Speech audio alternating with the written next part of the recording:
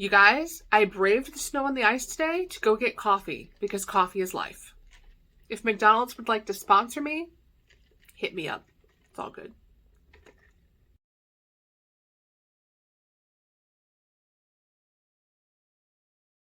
Hey everyone, it's Mary. Welcome back to my channel. I'm so excited to be back and Happy New Year. Thank you guys for letting me take a break because let me tell you, Vlogmas is fun, but boy is it a lot of work. And I have never been so happy to take a break. Oh my goodness, I don't think I will ever do that to myself again. It was a good experience, but that's a lot of work. Well, today we are here to wrap up my 2021 goals. I know that I talked to you guys about my 2022 goals on one of my Vlogmas videos. So if you haven't seen that video, you can go back and take a look. But I saved wrapping up 2021 goals because I was still reading a lot of books in December. Way more than I thought I would, which I'll talk about a couple videos from now.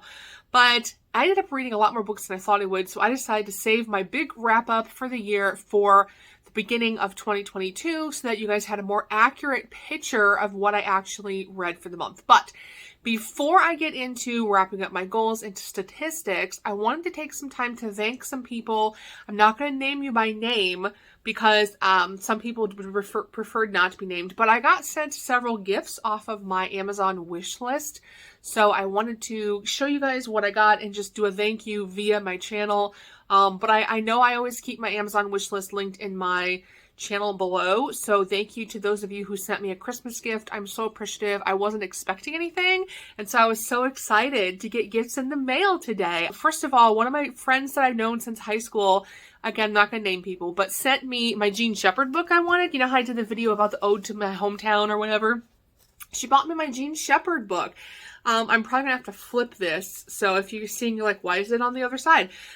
Yeah, because I'm gonna have to flip this. But she bought me my Jean Shepherd book, In God We Trust, All Others Pay Cash. I'm excited. It is so good so far. I've read like the first couple chapters and I love it. And I love the first chapter. He describes Hammond, and I'm just like, yep, that's home. And so I was really excited. So thank you to my friend who bought me that. I also got this book, another friend of mine. She bought me Hillbilly Elegy, which is like a memoir type thing. It's by J.D. Vance. And this one is actually based off of a Netflix movie that we watched together. It was actually a really good movie. And I found out from watching the movie that it's based on a memoir that this guy wrote about growing up in a very, very poor family in America and what that looked like and the trauma that the family had to overcome and what he had to overcome to become who he is today. So I know after we watched the movie, I had said, hey, I'd love to read that book. I'll put it on my wish list. And she bought it for me. So thank you. I'm excited to read this one. It is a nonfiction one. And then this one did not have a name, so I don't know who sent it to me, but thank you. They bought me my two favorite Cora Riley books. I got Twisted Emotions and I got Twisted Pride. And I love it. I got my first two books for the Camorra Chronicles. These are my babies. I love them so much. And can I just comment how pretty the books are on the inside? Like, Cora Riley, who does your book design, girl? This is just so pretty. Hold up. Hold up. Look at that. Look at the inside of there. And then when you do the inside of the chapter, hold on, let me find it. There's like designs on the prologues and stuff. It's so pretty on the inside. So I don't know who does the design on the inside of her books, but they're so pretty. And then I love on the back, you've got like the dude. I guess that's supposed to be Ramo. And I don't know if there's anyone on the back of Twisted Emotions.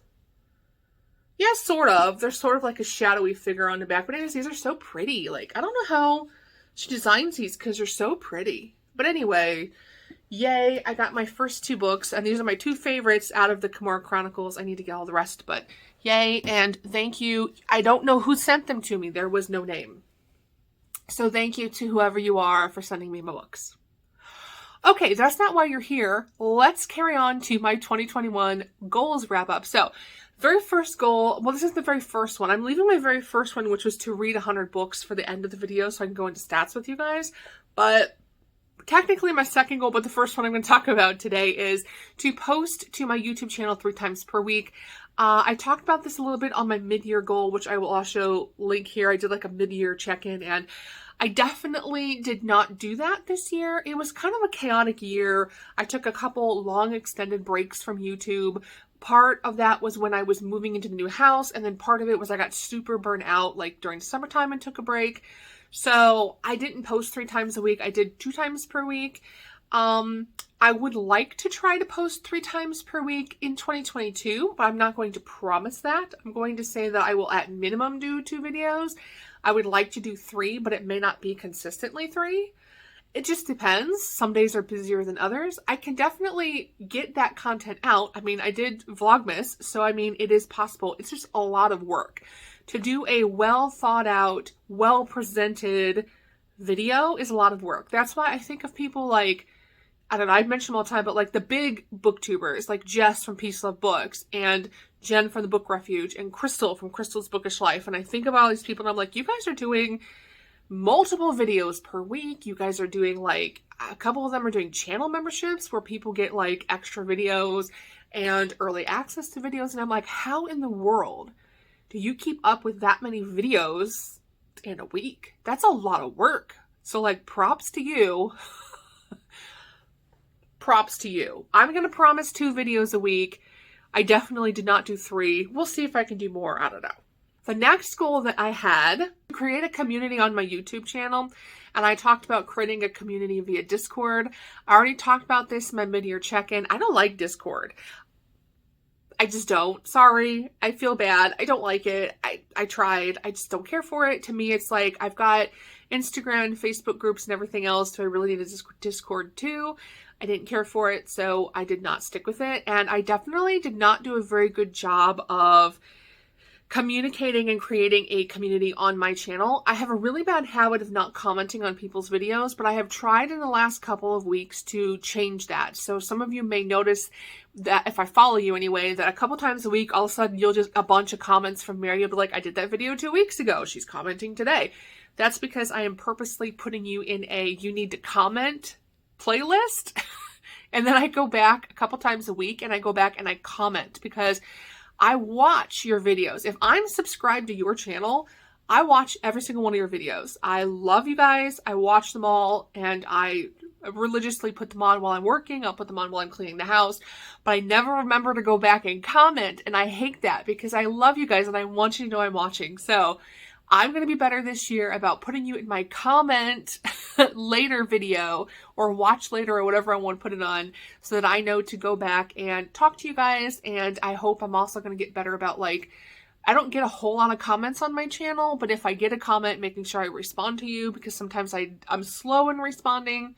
So I'm kind of giving myself a couple of days a week where I will go in and comment on yours and comment on anybody who commented on mine. So I'm going to get better at this. But I also mentioned in my 2022 goals that I want to take this a step further and I want to try collaborating with you guys more. A lot of times you guys like, we're doing like last year y'all did a Mafia readathon. Like, hello, I read, when you get to my stats, I read a ridiculous amount of Mafia books last year. Like ridiculous amount of Mafia books last year and didn't participate in the Mafia readathon. Why? Like, why? I was reading it already. Would have been an easy one to participate in.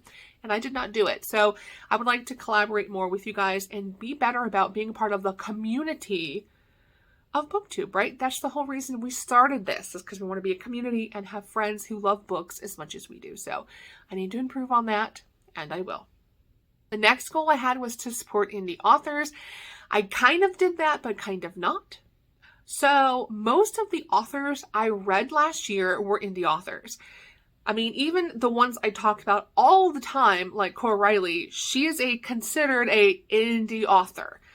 Sometimes it's a little bit harder to tell that these days because some people will create their own publishing company, so it looks like they're published from a publisher, but they own the publishing company, things like that. So if you look back at the majority of the books I read last year, I did read a large amount of indie and or, if you want to call them self-published authors, but I want to be better going forward about who are the up and coming. So like some of the indie authors I read are huge and they're all over BookTube. They're BookTube darlings. Who are the ones who aren't yet? You know what I mean? Like, who is it that wrote an excellent book that nobody knows about yet?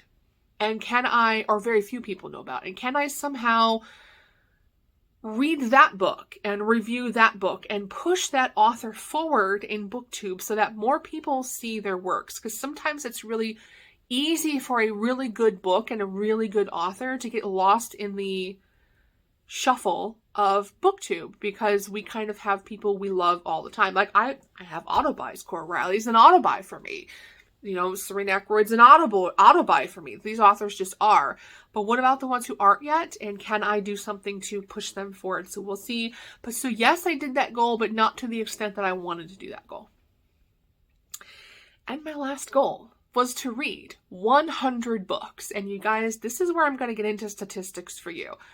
I exceeded my goal of 100 books, and I'm kind of shocked. Now look, I know some of you on here can read ridiculous numbers of books. Like, I know people who'll be like, oh, I read 300 books this year, and I'm like, how? Like, how do you do that? That's shocking to me, but let me tell you, for me, this is an accomplishment. I read 160 books last year. What? That's crazy. 160 books. And my mind is blown. I mean, I know I read a lot, but that's a lot of books for me. Especially when I had months early in the year, like February and March, where I barely read anything because I was just so busy. So I'm going to break it down for you guys. Okay, so the month that I read the least amount of books was February. I only read 3 books for the month of February. This is no shock. In February, I was in the process of moving into my house. So I bought my house the very last week of January. It was like the 28th or 29th that I signed on the paperwork. And we moved into my new house on the 20th of February. So that whole first part of February, I was spending every single evening in the middle of snowstorms because we had horrible snow last February. It was like every day we had snow, and it was like it was big amounts of snow. It'd be like we would get, 8 inches of snow, and then we get a day where like we had dusting, and then we'd get 3 inches of snow, and then we had dusting, and then one weekend we got like a ridiculous, I was living on the lake, we got 18 inches of lake effect snow. It was nuts. It shut down everything for days, and I didn't get a lot done because in the middle of all of that, I was coming and, you know how you are when you move into a new house, you wipe down the walls and you deep clean the floors and you wipe out all the cabinets and you like all of that. You paint walls, you do all of that in between snowstorms. So I only read 3 books for the entire month of February, but the most books I read was in October. I read 30 books in the month of October. So February only 3, but October I read 30. As far as star rating goes, one thing I did learn in this whole exercise of tracking on a spreadsheet was that I'm way too lenient, I think, on my 4 and 5 star ratings. I don't like to give bad star ratings because I feel like an author puts so much time and effort into writing their book that I don't want to give them a bad rating. And so I tend to rate high, especially if it's an author that I like because I've loved previous books.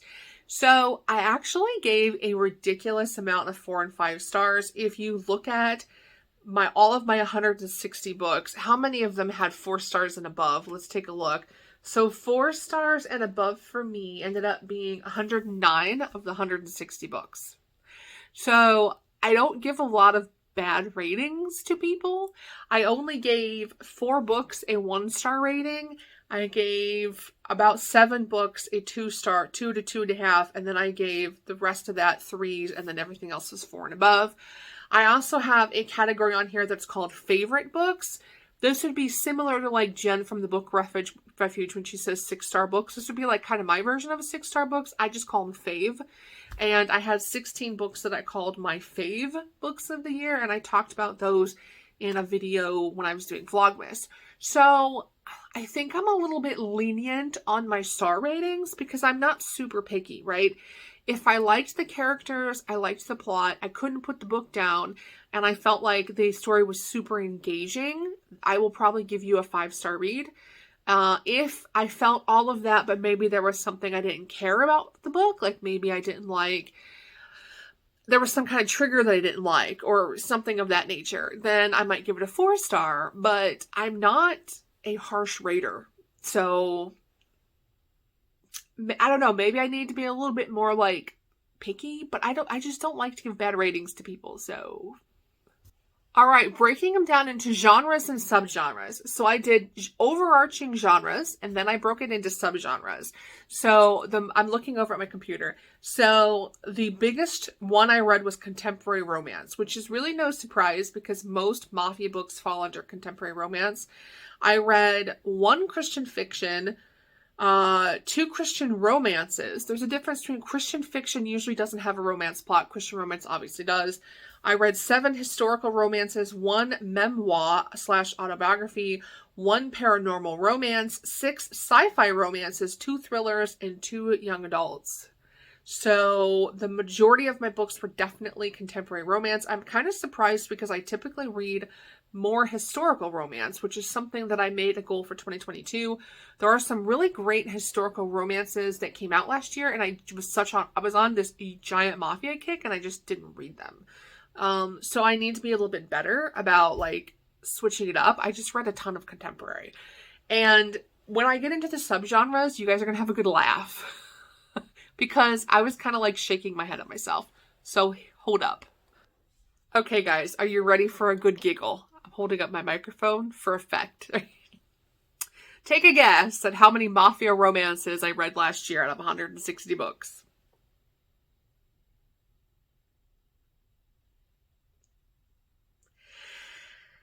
73. 73 mafia romances. Like, that's ridiculous. That's ridiculous. Oh my goodness. I'm so funny. I told y'all I was on a mafia kick last year. It was not a lie. 73 mafia romances. I don't even know. I have 48 books in my list that don't really fall into a specific subgenre. They probably do if I were to go back and like, because I didn't start really like listing some of these until later in the year. But I went back and listed all of my mafia ones. And yeah, 73 mafia romances. I read 7 age gaps, 6 alien novels, 2 that were like doctor romances. I had read about 6 motorcycle club ones, a couple rock bands. Probably the biggest one outside of mafia, because it's like 1 or 2 books for I read like 1 Scottish book. Probably the biggest one under mafia romance was vampire romance and age gaps. Like, and really the 7 age gaps can also, part of those were Gianna Darlings. So they're kind of age gap and motorcycle club. So really it was mostly like mafia, motorcycle club, and vampires. Do you see a theme here? I like bad boys. I definitely like bad boys. So I'm not going to tell y'all that I'm going to get off my mafia kick anytime soon because I love a bad boy. But let me tell you, if you have a good book out there that's like, it's a bad boy, not necessarily like a mafia romance, send me the recommendation because I found my thing and it's definitely the bad boy. So those are my stats. But yes, I had a really big laugh at the amount of mafia. Like, I knew I was reading a lot of mafia, but girl, you need to mix it up a little. Half my books were mafia. That's hilarious. All right, guys. Those are all of my wrap-ups for 2021, all of my stats. How did you guys do? If you did a 2021 wrap-up video, link it below. Let me know. I'd love to check it out. It's so fun to look back and see how you did for the year. Here's to a good 2022 for all of us. I love you guys. Thank you for all of your support last year. And I'm looking forward to seeing what we all do this year. Happy New Year. See you next time.